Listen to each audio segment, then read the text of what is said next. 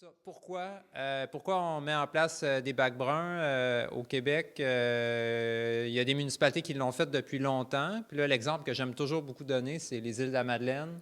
Ça fait au-dessus de 20-25 ans qu'ils ont les bacs bruns parce que c'est facile à comprendre. Sur les îles, il n'y a pas de place pour mettre des dépotoirs. Puis maintenant que les petits dépotoirs municipaux, puis vous en avez sûrement déjà eu un à Saint-François, un dépotoir là, dans un des rangs, quelque part. Bien, maintenant qu'on n'a plus accès à ces petits sites-là, bien, imaginez les îles de la Madeleine envoient leurs déchets à Victoriaville en van, c'est 1000 km de route. Fait qu'eux, rapidement, ils ont compris que gérer leur matière organique, ça valait la peine par rapport à les envoyer loin, comme ça.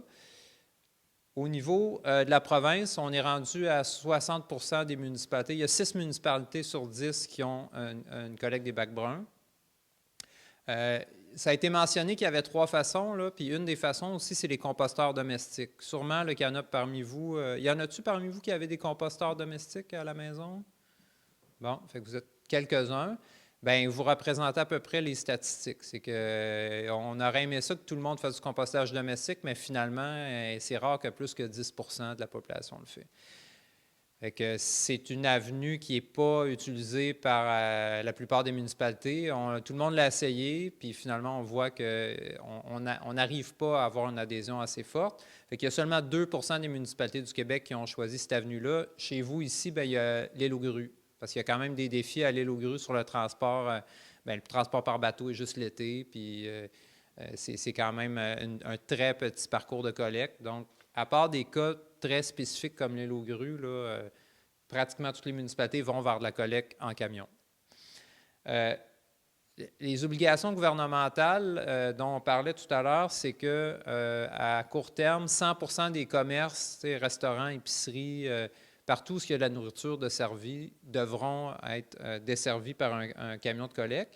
Au niveau municipal, il doit y avoir au moins 70% des résidences qui soient desservies pour toutes les municipalités. Donc, soit par des bacs bruns, soit par des composteurs domestiques dans les municipalités qui ont choisi ça, ou des systèmes de collecte avec les sacs. Les municipalités, selon leur niveau de population et combien il y a de maisons dans les villages, bien, ils ont le droit à certaines options, puis certaines options non. Donc, vous, à Saint-François, vous n'auriez pas eu le droit à l'option composteur domestique, vous étiez obligé d'aller vers le bac brun. Il y a des municipalités de 500 habitants et moins que là, il y avait le droit d'aller vers les composteurs. Donc, c'est en fonction de la taille des municipalités. Fait que dans la MRC, la moitié il y a 7 municipalités qui avaient le droit d'aller au composteur domestique, puis la moitié qui devait aller vers le bac. Puis il y a eu une orientation régionale de prise comme quoi tout le monde allait vers le bac, sauf, comme je le disais, à l'île aux grues. Si une municipalité avait boqué puis dit « Hey, non, moi, je ne ferai jamais ça, il n'y en a pas question, etc. », bien, ça aurait pénalisé les 13 autres municipalités. Ce qu'il faut savoir, c'est que les municipalités reçoivent à chaque année un financement qui est relié à la taxe d'enfouissement. À chaque fois que vous envoyez une tonne de déchets à l'enfouissement, vous payez une taxe, puis cette taxe-là, elle sert à financer les bacs bruns et le recyclage, tout ça. Bien, s'il y a une municipalité qui n'avait pas entamé sa collecte de bacs bruns, bien, elle aurait bloqué ce paiement-là, puis les autres municipalités, elles et les autres, auraient cessé de recevoir l'argent. Puis on parle quand même d'un montant de l'ordre de 300 000 au niveau de la MRC de Montmagny, donc c'est quand même sérieux. Donc, c'est ça. Fait qu'il y a vraiment une orientation régionale que tout le monde va vers une collecte en camion. Les municipalités qui travaillent avec Bellechasse, eux, vont avec des sacs, puis les 10 autres municipalités travaillent avec des bacs bruns.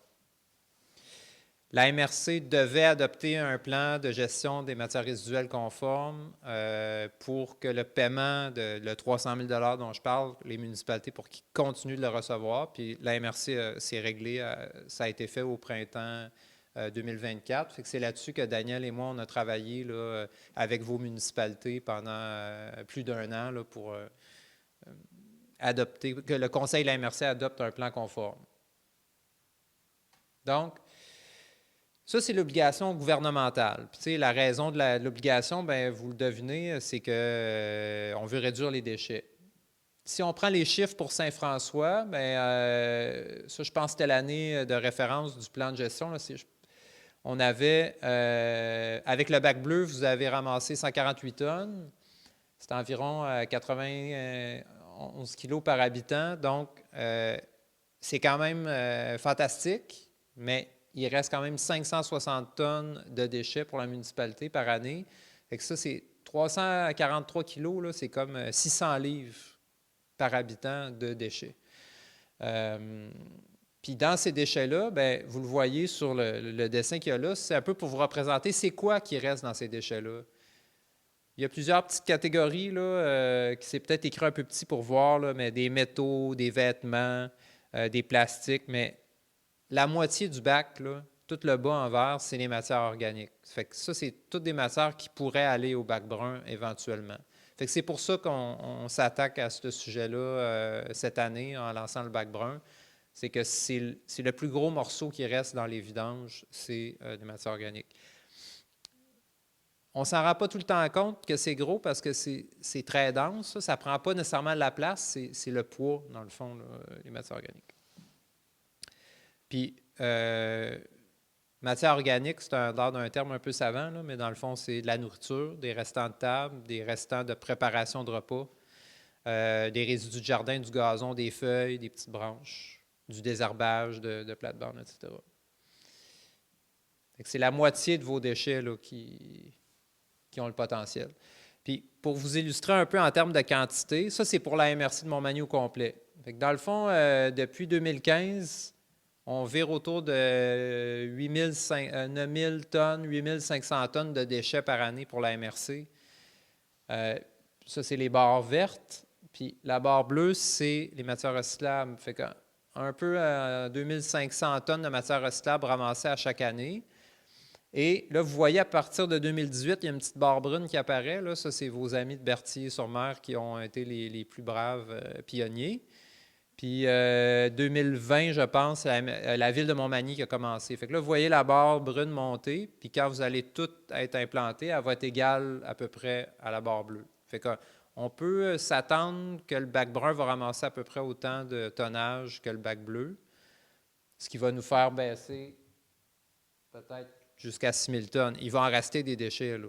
Puis là, après ça, bien, il faut s'attaquer à générer moins de déchets par les autres façons. Mais c'est... Oui, monsieur, allez-y. Ce tonnage-là est calculé parce que les camions peuvent peser? Oui. À chaque fois que le camion a fini sa tournée, il passe sur une balance, puis c'est comptabilisé, puis vous payez un prix par tonne. Fait que, faut être sûr qu'il pèse. À la virgule près. Puis justement, il va où le camion, là, quand il part d'ici? Tu sais, j'ai parlé du dépotoir, là, qui était dans je ne sais pas quel rang. Là. Il y en a-tu qui se rappellent, il était où? Bon. Bon, bien, mettons, aller aux prairies, là, c'est quoi? C'est 3 km? 10? Bon. Mais, mais 10 km. Là, en ce moment, votre petit camion qui fait la tournée des rangs et du village, il s'en va à l'Îlet-sur-Mer, dans un centre de transbordement. Il y a à peine, mettons, 15 ans, il y avait un site d'enfouissement là. Puis là, vous l'avez dit, il est plein. C'était plus possible de l'agrandir. Ça a été essayé, ça n'a pas marché. Là, ils ont transformé ça en centre de transbordement. Les déchets sont chargés dans une vanne, puis ils sont envoyés en Mauricie. C'est 200 km. Puis, mettons, voilà 15-20 ans, enfouir à l'Îlette, ça coûtait 12-15$ la tonne. Là, en Mauricie, dites-le pas ceux-là qui le savent. Ceux qui ne le savent pas, combien vous pensez que ça coûte la tonne enfouir les déchets en Mauricie? Ouais, vous êtes audacieux. Pas tant que ça. C'est 10 fois plus que c'était avant. Là. On est parti de peut-être 15 à 150. Fait que là, ça vire autour de 150 $ la tonne enfouie. Oui, je ne sais plus. Là. Ouais, en plus du transport, bon. Fait que c'est extrêmement cher. Puis là, c'est ça, il y a le transport, là, 200 km de camion pour aller en Mauricie. Puis là, ben, le transport égale la pollution aussi. Fait que, puis je vous le mentionne parce que il y en a qui sont vraiment pour l'environnement et qui disent « Ah non, les bacs bruns, c'est pas bon parce que là, on rajoute un camion qui fait une autre tournée, un troisième camion qui passe. » Bien, même si tu rajoutes un camion qui fait la tournée des rangs, l'impact est vraiment moindre, pas juste à cause qu'on sauve la run de la Mauricie, parce que les matières organiques, quand ça se décompose sans air dans un site d'enfouissement, ça génère du méthane, un peu comme le fumier fait, là. Ça, c'est un gaz à effet de serre qui est 20 fois plus fort que le gaz carbonique qui se fait quand on le composte. Fait que quand on composte, on fait une décomposition des résidus de nourriture avec de l'air, puis ça coupe la pollution par 20 par rapport à ce qui se ferait au site d'enfouissement. Fait que même si on brûle du diesel pour aller faire tourner le camion, on est nettement... ça balance nettement par rapport à la pollution que ça fait. Fait que ça, c'est l'autre raison. Il y a une dépense en argent et il y a une dépense importante en gaz à effet de serre. Ça, c'est des choses qu'avec Céline, on va tout compter, puis on va mettre des chiffres là-dessus, vous allez voir ça. Les bacs bleus, ça demeure plus intéressant qu'aller aux déchets. C'est quand même à Rivière-du-Loup que le centre de tri est maintenant. Et ça, c'est 150 km.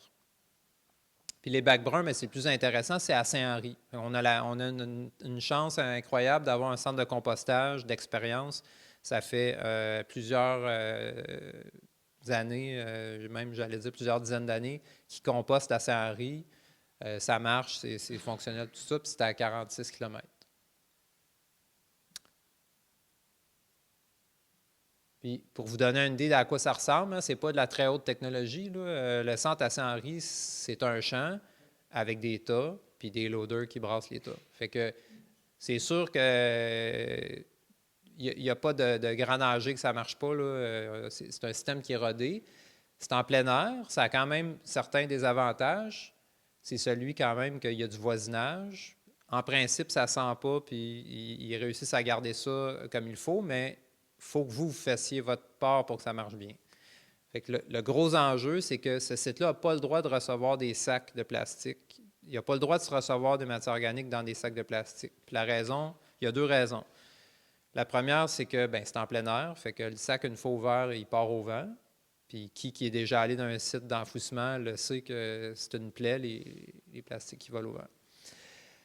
L'autre raison, c'est que imaginez vos restants de table dans un sac fermé qui fermente depuis une semaine ou deux dans votre bac. Bien, quand on l'ouvre, l'odeur est multipliée par 4. Là. Fait que ça, c'est une chose qu'on va répéter quelquefois pendant la présentation. Des déchets de table, quand c'est aéré, quand c'est resté à l'air, ça sent beaucoup moins que quand c'est enfermé dans un sac. Fait que eux, ils n'ont pas le droit de recevoir les sacs de plastique. Et l'autre chose aussi, c'est que le compost qu'ils produisent, il est certifié puis il répond aux normes gouvernementales pour être utilisé. Fait que s'il est plein de morceaux de plastique dedans, il ne passera pas le test puis il ne pourra pas être mis en marché. Fait que eux, ils ont des tests. À chaque batch qu'ils font, ils ont des tests du bureau de normalisation puis ils répondent à des normes. Fait que la qualité de ce que vous allez trier dans votre bac, ce qui rentre, c'est ce qui sort à la fin. Puis pour vous expliquer un petit peu comment ça marche, là, quand le camion arrive là-bas, il se vide par terre, puis il le mélange avec du copeau de bois pour donner de l'aération et de la structure. Il passe un nombre de temps, X temps de semaines, là, il est brassé pour donner de l'air un peu dedans, puis à la fin, il est tamisé dans un tamis à gravier, là, comme un tamis de voirie. Fait que les morceaux qui n'ont pas eu le temps de se défaire sont renvoyés au début de la chaîne. Puis ce qui sort, c'est une terre noire qui sent bon et qui est prête à jardiner. Fait qu'eux autres, ils font des terreaux horticoles. Quand le compost sort d'une très bonne qualité, il peut être utilisé comme terreau. Puis quand ils sont dans des qualités, il y a certains produits qu'ils mettent en usage agricole, puis plusieurs produits. Est-ce que c'est-tu clair un peu comment ça marche, le procédé? Parce que je ne veux pas rentrer dans les détails scientifiques et d'ingénierie, là, mais je trouvais ça important que vous ayez une idée visuelle, premièrement, que c'est pas sorcier, là. C'est un tas, un loader. C'est pareil comme chez vous, dans votre boîte de compost. Finalement, c'est un mélange de résidus de table puis de matière sèche avec de l'air. Puis ils cherchent à garder un mélange d'humidité avec ça. Ce site-là, Ouais. qui est normalisé, est-ce qu'il retourne de la matière organique dans la région ou bien c'est vendu à l'extérieur? Oui, je vais en parler un peu à la fin. Là. Effectivement, il y a des possibilités de récupérer la matière organique du compost fini. Là. Je vais y revenir, mais oui. C'est ça. Je sais que Berthier l'ont fait. Ah oui, OK. Bon. Fait que là, à Saint-Antonin, ça fait depuis 2015 qu'il y a du compost. Je le sais parce que j'ai fait la même genre d'affaires il y a 8-9 ans. Est-ce qu'il y en a d'autres qui ont déjà eu un bac brun ou qui habitaient ailleurs ou non? Fait que c'est vous l'expert.